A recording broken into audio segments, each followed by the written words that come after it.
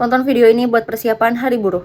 Teman-teman tahu nggak sih kalau pemerintah itu belum memenuhi semua kebutuhan buruh? Salah satunya soal layanan pengasuhan atau kebijakan daycare yang kayaknya akhir-akhir ini juga lagi ramai banget ya dibahas. Dan ternyata ada beberapa problem utama dalam isu soal daycare ini. Yang pertama soal biaya. Kita bisa lihat ya bahwa daycare yang kualitasnya bagus itu harganya memang cenderung mahal. Sedangkan di tengah kondisi ekonomi yang seperti saat ini dan juga gaji rata-rata orang Indonesia yang cuma 3,3 juta per bulan, kita pasti akan cenderung mencari daycare yang lebih murah dong.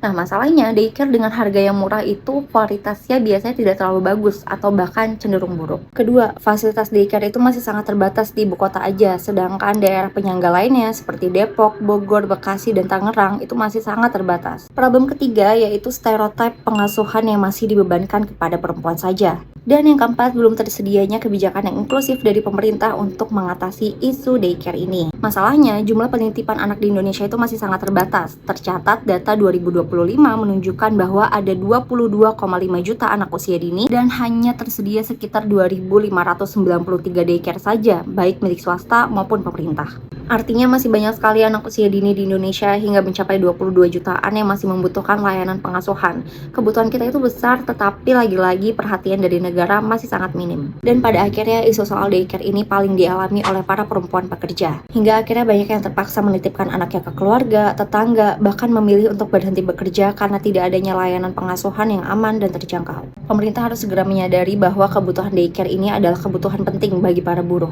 Dan pada akhirnya kita akan kembali ke pembahasan bagaimana negara ini masih belum mampu untuk menjamin hak para buruh dan anak secara adil. Jika kebutuhan daycare masih belum terjangkau, pendapatan masih sangat minim, dan beban-beban pengasuhan hanya diberikan kepada pundak perempuan saja, lantas kapan buruh bisa sejahtera?